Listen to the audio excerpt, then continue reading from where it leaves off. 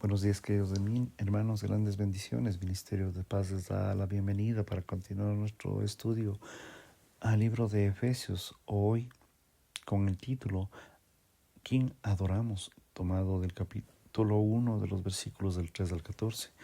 La palabra de Dios dice así: Bendito sea el Dios Padre de nuestro Señor Jesucristo, que nos ha bendecido en Cristo en toda bendición espiritual en los lugares celestiales.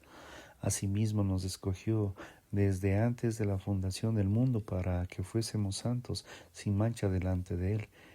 En amor nos predestinó por medio de Jesucristo para adopción como hijos suyos, según el beneplácito de su voluntad, para la alabanza de la gloria de su gracia que nos dio gratuitamente en el amado.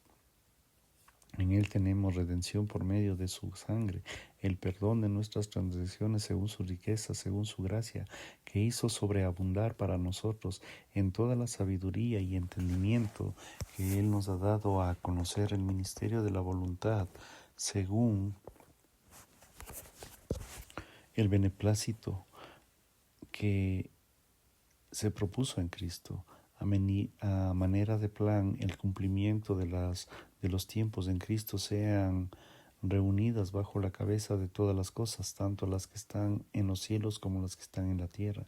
Él también recibimos la herencia, habiendo sido predestinados según el propósito de aquel que realiza todas las cosas conforme al consejo de su voluntad, para que nosotros que en primero hemos esperado en Cristo seamos para la alabanza de su gloria. Él también vosotros, habiendo oído la palabra de verdad del Evangelio de nuestra salvación, y habido creído que en Él fuiste sellados por el Espíritu Santo que había sido prometido, quien es la garantía de nuestra herencia para la redención de lo adquirido para la alabanza de su gloria. La idea principal en el capítulo 1 de los versículos del 3 al 14 es la siguiente. Pablo alaba a Dios por su gracia soberana en la salvación en los creyentes que disfrutan por medio de Cristo. Pablo era un pura sangre teólogo. En Efesios 3, del versículo al 14, es algo como un Belmont Sarkens. Escribe como una tremenda máquina, por citar el Chick Anderson, de que lo calificó de la famosa carrera del Belmont, de los strikes de los Secretariat. Mientras exalta al mismo Dios Trino, comienza con el versículo 3 con una frase temática general y luego se amplía una frase tras otra para tocar varios temas relevantes, sin siquiera detenerse en un punto. En griego es una frase larga de 202 palabras, compleja y gloriosa, que resume la adoración centrada en un Dios. Un escritor bromeó diciendo que se trataba de un conglomerado de frases más monstruoso que jamás se haya encontrado en una lengua griega. Hechos para la alabanza. Este pasaje es tan importante porque fuimos hechos para la alabanza y debemos tener el objeto de adoración adecuado. Mire a su alrededor y comenzarán las expresiones de alabanza: chicas amonestando, gritando a los conciertos de las bandas de los chicos, afirmando el deporte, exaltando las virtudes de su equipo pagano, mientras el dinero de nuestras entradas, y ajustando sus horarios para los partidos. Padres entusiasmados por ir a la casa del deporte para iniciar un nuevo proyecto de construcción. Adultos avanzando sus amantes, consumidores alabando sus tiendas favoritas y espectadores de televisión alabando una nueva serie favorita. Los bebedores de café eligiendo su cafetería favorita. La humanidad nunca ha tenido problemas para expresar sus elogios. En cuanto a los ídolos funcionan, nos gusta tomar las cosas buenas de la creación, el tesoro, la comida, el trabajo, las relaciones, el sexo, y las sustituirlas por el Creador, el Redentor, convirtiéndolas de esas en cosas buenas o en cosas de Dios, cometiendo así la idolatría. Esto no es poca cosa. Pablo dice eso en Romanos 1. Esta falta de adoración a Dios está en el corazón del pecado. Cualquier problema del pecado es fundamentalmente un problema de adoración. La idolatría también puede ocurrir cuando la gente tiene una visión equivocada de Dios. Dios se ha revelado en la palabra y en la adoración, que es una respuesta a la revelación. No debemos adorar al Dios ni siquiera imaginarlo, sino que Dios es la Biblia. si requiere que creamos en lo que dice la Biblia que es verdad, lo cual queremos que la Biblia diga que es verdad. En Éfeso el pueblo tenía numerosos objetos de culto, desde el Diana hasta el emperador. La pregunta de esos días y la del día de hoy no es ¿adoro? La pregunta es ¿a quién adoro? ¿A quién adoramos? Deberíamos alabar al Dios Trino, deberíamos adorar por lo que es y por lo que ha hecho. El lenguaje de la alabanza. Lamentablemente, este pasaje ha generado mucho debate porque menciona los conceptos de la elección y la predestinación. Aunque esta distinción es así mismo tiempo no es mala, creo que no podemos poner en el espíritu en el texto. El espíritu es la adoración. Debemos ver por un momento el panorama general del paisaje. La nota de alabanza aparece en el versículo 3 y la frase termina en el versículo 14 con la alabanza. Pablo comienza un arrebatamiento de alabanza en el Dios en un estilo judío típico del Antiguo Testamento, el panagérico extendido o el barak, por bendecir a Dios. Dice, porque Dios nos ha bendecido en Cristo en toda bendición espiritual en los cielos, versículo 3. La frase toda bendición espiritual muestra el amplio alcance de la bendición de Dios a su pueblo. En estos versículos siguientes Pablo anuncia una bendición tras otra. En el versículo 14 completa la frase adecuadamente para la alabanza de su gloria. Observe también el carácter trino del pasaje. En los versículos iniciales son trinitarios. Pablo menciona al Dios Padre, al Señor Jesucristo y habla de toda la bendición espiritual, aludiendo a la obra del Espíritu Santo. Además, aunque la estructura no debe forzarse demasiado, hay un énfasis en la obra del Padre en los versículos del 3 al 6, en la del Hijo en los versículos del 7 al 12 y luego en la del Espíritu en los versículos 3 y 14. Pablo los llama a alabar al Dios Trino porque fluye todas las bendiciones. Observe también cómo nuestras bendiciones espirituales están en Cristo. Esta frase aparece 11 veces en los siguientes versículos. La gran salvación de Dios ha provisto está centrada en la persona y obra de Jesucristo. Solo a través de nuestra unión con Cristo tenemos estas bendiciones espirituales. Él debe estar exaltado por los creyentes. Pablo también señala que nuestra salvación es la última instancia para la gloria de Dios. Observe la frase para la alabanza de la gloria en su gracia. Es el versículo número 6, la frase de la alabanza en su gloria, en los versículos 2 y 14, que se eligió Dios bendecirnos por esta gran salvación para que Él sea glorificado en sus y salva a las personas para su gloria. El pasaje también destaca la gracia de Dios en la salvación. No merecemos estas bendiciones de la salvación, no nos ganamos la salvación. Pablo habla de la gracia gloriosa del versículo 6, de las riquezas de su gracia que nos prodigio en el versículo 7 y 8. Nos ha recibido con las riquezas que deben alabar al dador. Increíblemente, estos versículos destacan el alcance de la eterna salvación del pasaje desde antes de la fundación del mundo, versículo 4, hasta reunir todas las cosas en Cristo, tanto las que están en los cielos como las que están en la tierra, versículo 10. Va de la eternidad en eternidad. Nos unimos en Moisés en la alabanza desde la eternidad hasta la eternidad. Tú eres el Dios, Salmo 92. Pablo habla de las bendiciones de los cielos, una frase que solo se utiliza en Efesios. Creo que esto se refiere al respecto, ya que todavía no, que demuestra la salvación. Ahora estamos vinculados en los reinos celestiales debido a nuestra relación con Dios. Tenemos los beneficios de una salvación ahora, pero también los anticipamos en el futuro, cuando le alabamos con todas las naciones. Por último, observe quién debe participar en esta alabanza, tanto los judíos como los gentiles. Tras estas palabras de alabanza, Pablo subraya que estamos bendecidos, ya descritas por los versículos 3 al 10, son tanto como para los gentiles y judíos como lo podemos encontrar en los versículos del 11 al 14. En los versículos del 4 al 14 se trata del mismo pueblo. Es casi todos los versículos Pablo habla de nosotros, o nosotros se refiere al pueblo de Dios, son para todos los que estamos en Cristo. En este pasaje, pues, descrito desde la cárcel, se trata de alabar al Dios Trino. El cuerpo de Pablo está en la cárcel, pero su corazón está en el cielo, independientemente de las circunstancias. Dios es digno de alabanza y véase las razones para esto. Las razones de alabanza. Pablo recuerda a los lectores y a nosotros que debemos bendecir a Dios en las bendiciones espirituales que hemos recibido. Nos recuerda que hemos sido elegidos por el Padre, redimidos por el Hijo y asegurados por el Espíritu.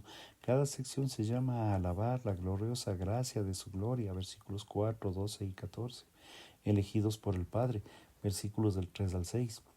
Este asombroso pasaje destaca la elección de la gracia de Dios de los pecadores para la salvación. Pablo dice que Dios nos eligió, versículo 4, y nos predestinó, versículo 5. Estas palabras preocupan a algunas personas, haciéndoles que se tensen, pero no lo deberían. Son palabras bíblicas. Estas palabras deberían inspirar el temor y adoración. La idea que Dios elige a un pueblo para mostrar su gloria no es nueva. La Biblia es un libro de elección. Dios eligió crear al mundo para su gloria. Dios eligió a Abraham para traer la bendición a las naciones. Génesis 12 del 1 al 3. Dios eligió a la nación de Israel para que fuera la luz para las naciones. Deuteronomio 7, versículos 6 al 8. Además, Jesús eligió a los 12 discípulos para que dieran fruto y se multiplicaran. Juan 15, 16 habló y añade que Dios eligió lo que es insignificante, despreciado del mundo, para que nadie pueda presumir de su presencia. Primera de Corintios capítulo 1, versos 28 al 29. En Efesios encontramos estos textos. Leemos que Dios eligió individuos para la salvación. Estos creyentes, tanto judíos como gentiles, construyeron la iglesia. La declaración de fe de nuestra iglesia se resume bien en la doctrina bajo el título del propósito de la gracia de Dios. La elección es el propósito de la gracia de Dios, según cual se genera y se justifica y se santifica y se glorifica a los pecadores. Es consciente del libre albedrío del hombre y comprende todos los medios de la conexión con este fin. Es el despliegue glorioso de la bondad soberana de Dios y es la que se manifiesta sabio, santo e inmutable. Excluye la jactancia y promueve la humanidad. Algunos argumentos de la elección aquí es principalmente colectiva y no individual, aunque quiero enfatizar el propósito colectivo de nuestra salvación como aclara Efesios. No acepto este argumento. Dios eligió un cuerpo en el conjunto, pero en este está compuesto por individuos. De hecho, el pasaje habla de cómo los individuos experimentan la salvación, la redención, el perdón del ser sellado al crecer y al creer en todas las experiencias individuales, así como un sí a ambos. Dios eligió a un pueblo para sí mismo y este pueblo está compuesto por los miembros creyentes, redimidos y perdonados. La naturaleza de la elección. Permítame hacer algunas cosas de las observaciones sobre la naturaleza de la elección de este texto. En primer lugar, deberíamos admitir el gran misterio de la doctrina de la elección. Este pasaje habla de lo que Dios hace y está haciendo ante las funciones del mundo, versículo 4. Habla de sus propósitos eternos y secretos, 5 y 10. Se reconoce que Él obra en todas las cosas según la decisión y la voluntad, versículo 11.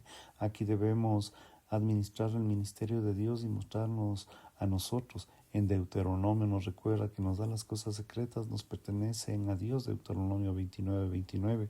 Así como podemos estar en el desacuerdo sobre los puntos más finos en este ministerio, así podemos tener la comunión y servir juntos. Es difícil para las criaturas finitas como cerebros caídos de 1,5 kilos comprender cómo esta doctrina se relaciona con el amor de Dios y todas las personas, su imparcialidad como es como las elecciones humanas. Debemos estar bien con el ministerio, encontrar un ministerio que debería ser una señal para empezar a adorar. En segundo lugar, si bien queremos afirmar el ministerio, también debemos afirmar a los otros atributos claramente afirmados en el contexto. Este contexto debemos saber que Dios es perfectamente amoroso, versículo 4 y 5. Entendemos que es soberano, versículo 5. Gloriosamente bondadoso, versículo 6 y 8.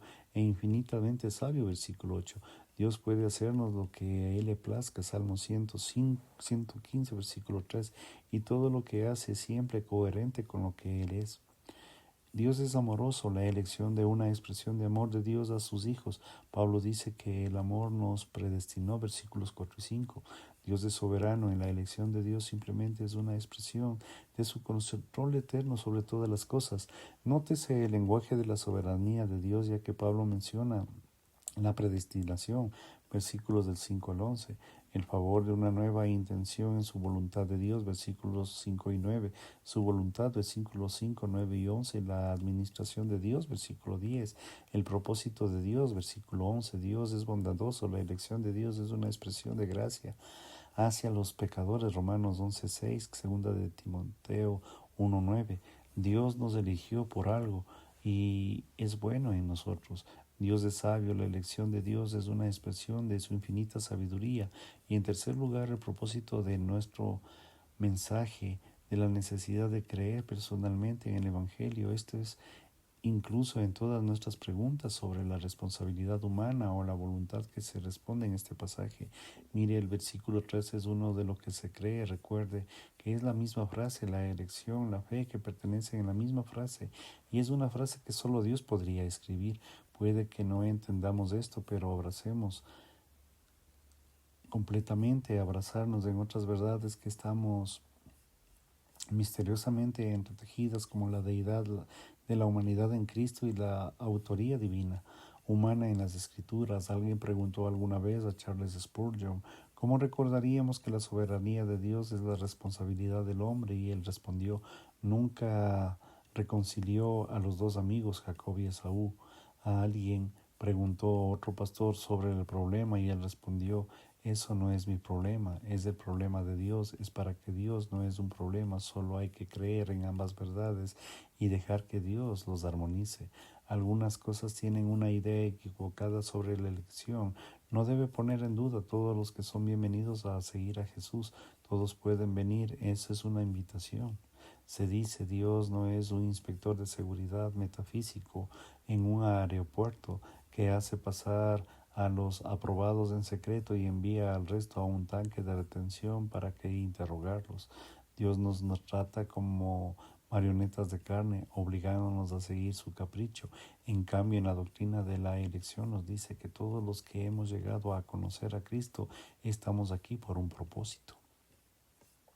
Nuestra invitación debería ser, vayan a Jesús en cuando vayan y a darle las gracias por haberte traído.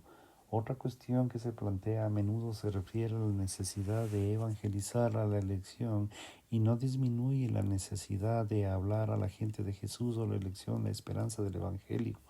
Cuando Pablo estaba demasiado y desanimado en Corinto, Jesús le dijo, no temas, sigue hablando y no calles, porque yo tengo mucha gente en esta ciudad. Hechos capítulo 18, 9 y 10. Algunas personas creerán cuando usted hable del Evangelio. Los corazones más duros pueden convertirse, porque el evangelismo no se trata de la calidad de nuestra presentación, sino el poder de Dios. No debemos tener a nadie debido a esta verdad, porque Dios es soberano y debemos asumir que Dios nos ha puesto donde estamos por un propósito, a ver a otros a Cristo a través de nuestro fiel Evangelio. Además, hay numerosos ejemplos de misiones y pastores que afirmaron la doctrina de la elección. El Señor es el juez de toda la tierra y nos ordena ir a hacer a discípulos a todas las naciones. Tal vez el ejemplo más famoso, esto es el de Pablo, curiosamente en Romanos capítulo 9 al 11. Pablo habla de la elección de un detalle, pero en un capítulo en medio, el capítulo 10, es sobre la necesidad de la evangelización para que la gente llegue con la fe salvadora en Cristo. Romanos capítulo 10, versículos del 10 al 17. Esta es la selección de nuestro agobiado en nuestras personas perdidas. Romanos 9 del 1 al 13, Romanos 10, 1. El amor nos obliga claramente al evangelio a todos. De nuevo, en este pasaje en Efesios se centra principalmente en la actividad de Dios en la salvación. Algunos textos que exponen harán hincapié a la responsabilidad humana, pero no podemos en un espacio necesario para armonizar todos estos pasajes, y este tampoco es el propósito de Dios. Su propósito es alabar a Dios y salvar a los pecadores. En cuarto lugar, nuestra elección está en Cristo. Somos elegidos por Él. Lucas 9:35. F. Bruce dice en su fundamento, el origen y el ejecutor de todo lo que implica la elección y sus frutos depende de Él. No fuisteis elegidos por nada bueno en nosotros. Dios nos acepta porque eligió que podemos en unión con Cristo. Finalmente, a la luz de estas cosas, la elección debería humillarnos. La respuesta adecuada al hecho de lo que Dios haya elegido para la salvación es el temor, la adoración y la obediencia a Dios. La elección no debería enfatizar a nadie ni infringir el orgullo de nadie. Deberíamos humillar a todos. Nadie debe ser arrogante al hablar de la doctrina de la elección para que quieran argumentar que la doctrina es de una verdad que Pablo dice. ¿Quién eres tú, oh hombre, que le contestas a Dios? Romanos 9:20. No debemos ser arrogantes en las ollas en las que contestan el alfarero, en las que abrazan esta doctrina pero caminan con orgullo con lo que han aprendido correctamente. Esta doctrina debería ponernos de bruces en la adoración a Dios, soberano, sabio, amoroso, bondadoso, misterioso, que nos ha elegido en Cristo. El objetivo de la oración, la santidad, Pablo dice que nos ha elegido para que fuéramos santos sin mancha delante de Él, versículo 4. El propósito de Dios de llevarnos a la conformidad con Jesús no solo es Cristo, que seamos santos posicionalmente, poderosos para estar ante Dios gracias a Cristo. En Cristo nuestras culpas es removida y nuestra justicia es dada a nosotros. Dios no se ve como su Hijo, es santo si estamos en Él, tenemos ese estatus, es alucinante. Ahora tenemos la responsabilidad de buscar la santidad en la práctica de los capítulos 4 al 6 de Efesios y encerrarnos en eso. Lo difícil es decir la frase en amor va con lo que antes. Esto significa que deberíamos ser santos, sin mancha y vivir sin amor. O si va o que está después refiriéndose al motivo o actitud de Dios o a la opción. Me inclino por esta última interpretación, aunque la primera también es cierta en el enfoque que parece estar en la actividad de Dios, que es amor, y Dios ha elegido para la adopción. La adopción de Dios que predestinó al pueblo para ser santo, un pueblo para la afiliación, un pueblo que es parte de la familia de Dios. Qué privilegio que conocer a Dios como Padre. En estas pocas frases Pablo ofrece una misteriosa meteorología en la adopción. No nos cuenta qué es la adopción, qué significa ser adoptado, significa tener todos los derechos y privilegios que pertenecen a los hijos del Padre. La palabra es una palabra compuesta que significa colocar a un niño en una familia. Pablo utiliza la palabra adopción como 5 veces en el Nuevo Testamento, cada vez a los que están familiarizados con el contexto romano de la adopción. Los romanos estaban familiarizados con las adopciones. Quizá la más famosa fue la adopción de Octavio como parte de Julio César, sobre la que leemos en Lucas 2:1. Puedes imaginarte ser adoptado por un gobernante soberano. Pablo dice, eso no es nada comparado para ser aceptado por el glorioso Padre. Ahora como hijos de Dios podemos llamarle Abba. Este es el grito de Jesús en el huerto del Getsemaní, Mateo 14:36. La adopción tiene un aspecto horizontal, no solo vertical. No solo Dios es nuestro Padre, sino es ahora también que somos hermanos y hermanas, nosotros cristianos en las iglesias, y es una familia de hermanos y hermanas aceptados en la mayor disculpa que tenemos en una gran familia. Nos dice, cuidado con la adopción, el antes en el fundamento del mundo, versículo 4. Si somos hijos de Dios, entonces estamos en su propósito, que es parte del gran plan de Dios. Nos dice cómo la adopción que es por medio de Jesucristo, no solo en Cristo recibimos estas bendiciones, que continúan diciendo que Dios nos ha bendecido y en el amado. Hemos sido atrapados en el amor del Padre que tiene en el Hijo. Finalmente, Pablo dice que ¿por qué la adopción? Porque está conforme con la buena intención de la voluntad. Versículo 5. Porque nos adoptó Dios y no tiene todas las respuestas. Solo sabemos que Dios es y tenemos que agradecerlo. Y se alegró por adoptarnos. En el versículo 6 añade lo que hizo para la alabanza de la gloria de su gracia para adoptarnos y en la magnífica grandeza de Dios el Padre. La implicación del propósito de Dios que sernos santos y convertirnos en sus hijos adoptivos se hace que hemos sido elegidos en una misión. Los hijos de Dios se encargarán de una empresa familiar llevando a cabo la misión de Dios. Imitaremos a Dios con los hijos amados. Es la elección, es un privilegio, pero también encierra la responsabilidad de dar a conocer a Cristo en la palabra y en la obra.